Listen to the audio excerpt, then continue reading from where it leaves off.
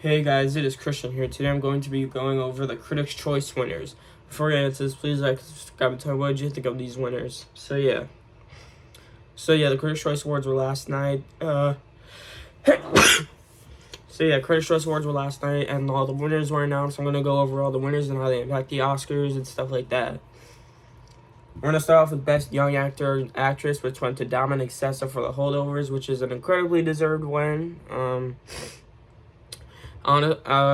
This category isn't a category at the Oscars, but I won't be, but I don't think it's 100% possible that he maybe sneaks into a BAFTA nomination and then an Oscar nomination, kind of like what happened with Jesse Plemons for Power of the Dog, or like around that, or Jesse Buckley for The Lost Daughter. But it wouldn't shock me if that happened. But supporting actors are already so crowded that I have a feeling it probably won't happen. Because those last two slots, I mean, you already have your three locks with Downey Jr., Ryan Gosling, and Robert De Niro, and then fighting for your last two slots, you have Willem Dafoe, Mark Ruffalo, Charles Melton, Sterling K. Brown, and then Dominic Sessa. So yeah, it could pretty much go any direction. To be honest. So yeah. All right, now we have an easy one. Best score, Oppenheimer. That's obviously gonna sweep. Just no brainer there. Here's a shocker: Best Hair and Makeup, Barbie. I can't even get the Oscar nomination because they ain't shortlisted. But that's weird. That beat Maestro and Poor Things and Oppenheimer. I think Maestro's still gonna win the Oscar because it has the most makeup, like Bradley Cooper. But yeah, I think Maestro's a little bit slipping. I still think he'll get the Oscar nomination, but if Origin takes out anything, I think it might be that. Because of the whole Origin mess, a whole grassroots campaign is happening with that movie, similar to what happened with Andre Riseborough last year. I'm not gonna go out of my way to predict a grassroots campaign to come true again, but it might come true again. Yeah, I think that shows a little bit of a sign of weakness for Maestro overall. So yeah.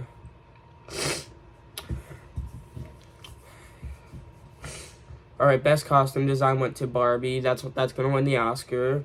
Best Production Design, Barbie. That's also gonna win the Oscar.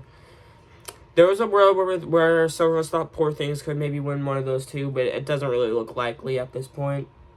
All right, Best Cinematography, Oppenheimer. That's obvious. Best Editing, Oppenheimer.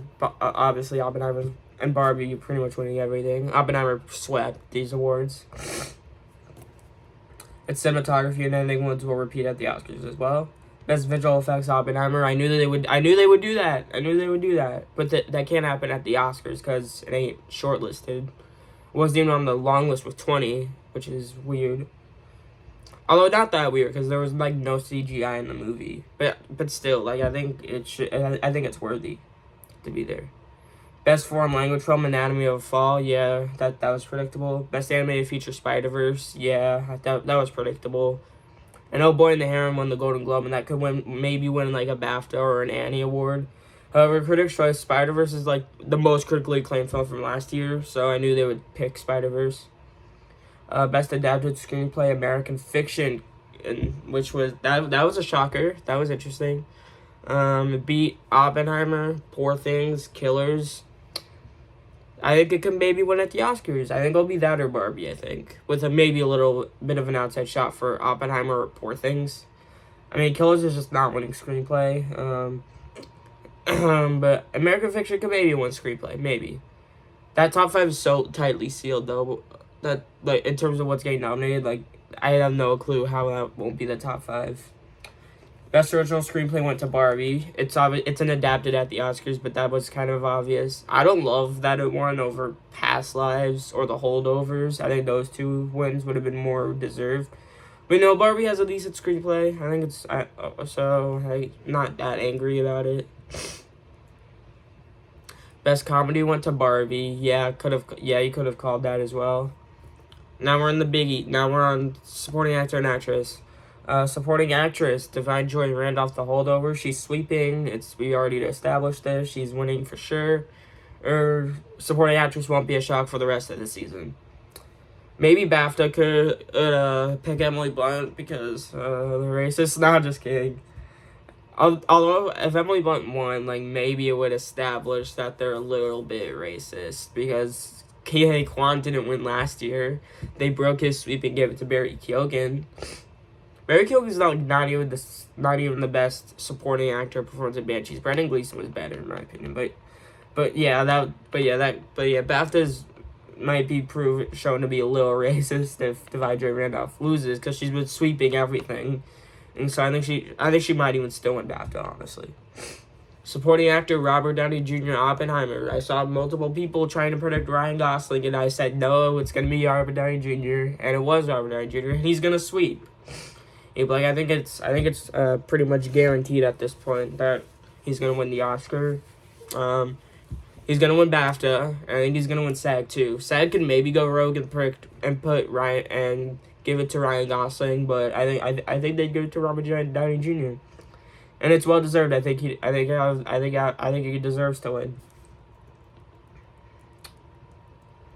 Best song went to I'm Just Ken from Barbie. I thought they were gonna go simple and do What Was I Made For, because that won the Golden Globe. But I'm Just Ken. They gave it to I'm Just Ken.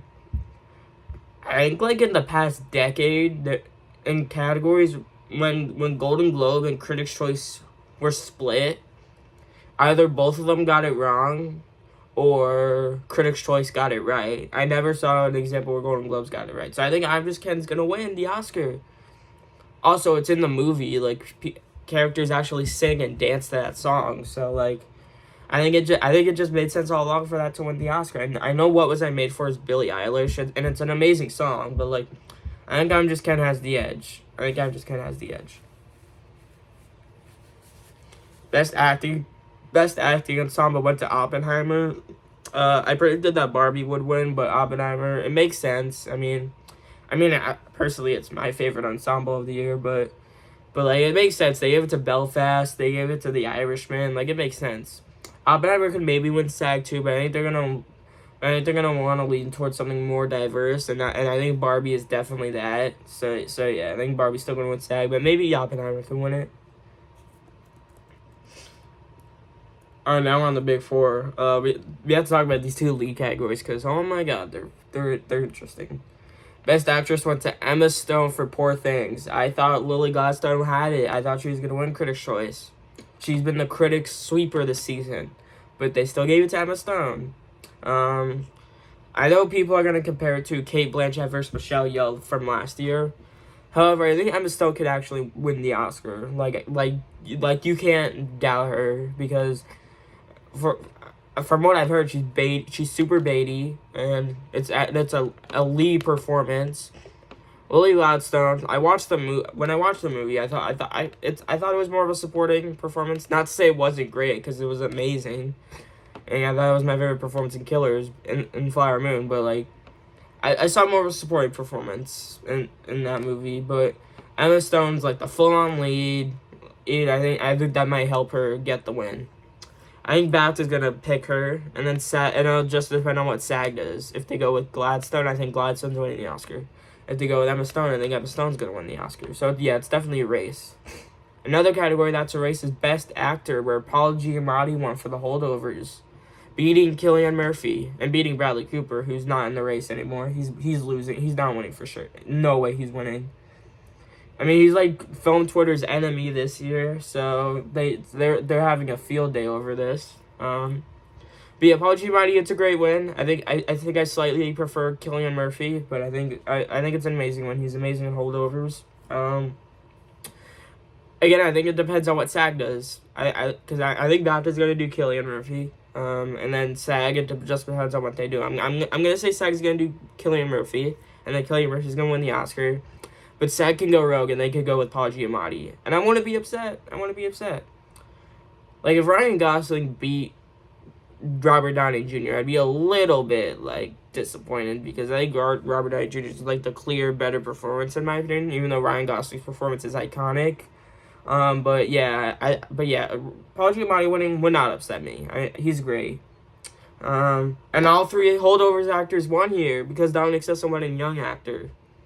Hopefully all three of them get the Oscar nomination, but that's probably unlikely. It's probably only going to be Giamatti and Divine Joy Randolph. So yeah. And then our last two are going to be super predictable. Best Director, Christopher Nolan, Oppenheimer. He's sweeping. It's over. One of the most locked-in categories, I think. And then Best Picture, Oppenheimer. Oppenheimer won 8 awards here. The same amount I have it winning at the Oscars, except instead of winning visual effects, I think it's going to win... Wait, no. Instead of winning ensemble and visual effects, I have it winning lead actor and sound. Yeah, picture, director, actor, supporting actor, cinematography, editing, sound, score. Amazing win package. And it would be the most Oscar win since Slumdog Millionaire. So, yeah. I still think there's room for another film to win Best Picture, whether it be Holdovers. Because Holdovers is going to get supporting actress, and it's in contention to win screenplay, and it's in contention to win Best Actor. So you kind of have to say that's in the running to win Best Picture. Like, if that wins PGA, which I think it could maybe win PGA, Barbie and Oppenheimer I think are top 2, but Holdovers might be 3 for that. It might not even get nominated for BAFTA, but I don't know if that would 100% matter. And if it gets nominated for BAFTA, that just proves like an undeniable strength for that movie. But like Holdovers, I think there's a world where it wins Best Picture. I think Payne is still in the running to get a director nomination. I know, like, out of the DGA lineup, people are going to say, like, he's going to be the clear snub out of those. Not so fast. He or Gerwig could miss. I still think there's a world where Greta Gerwig gets snubbed. I'm predicting that she will miss out of a surprise snub. Like, headlines will say, Greta Gerwig misses. Because Alexander Payne is an Oscar darling. He's been nominated 7 times, 3 of those in director. So I think there's still a world where he gets the Oscar nomination, because I think Glazer's in at this point, and then obviously top 3, we don't even have to talk about them because they're so locked in. But yeah, I still think there's a world where Gerwig misses, and she might miss, she might not. We'll just have to see. But I might be leaning Payne because the Oscars like him more. If the Oscars want to be really great, they can nominate Celine Song, but like I don't know if they're gonna do that. Other stuff. Barbie had 18 nominations and that's still lost. That could get redeemed if it wins SAG Ensemble and PGA. Poor Things, I think its really best shot to win anything is BAFTA. And I don't even know if it's gonna win BAFTA. I think BAFTA might just ride the Oppenheimer train and give it to Oppenheimer, but we'll see. If Oppenheimer wins BAFTA and then SAG Ensemble and then PGA, will just be an undeniable frontrunner. I think it's already pretty much the frontrunner right now, but like it would be like so undeniable at that point. So yeah, those are my thoughts on the Critics' Choice winners. Stay tuned later this week for BAFTA nomination. I'm gonna have a whole discussion about those. Yeah, thank you guys so much for watching. Please like and subscribe, and I'll see you guys next time. Bye.